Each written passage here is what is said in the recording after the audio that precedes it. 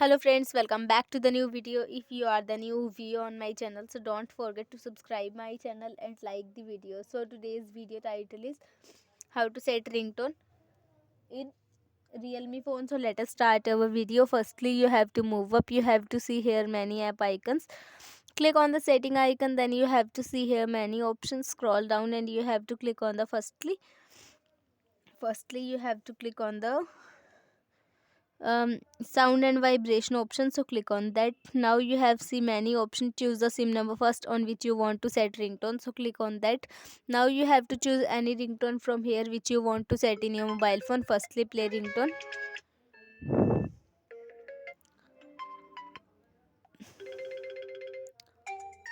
I have to choose that one. Click on that. Now click on the back option. In this way ringtone is set in your mobile phone. So I hope this video helps you, so please subscribe my channel and like the video.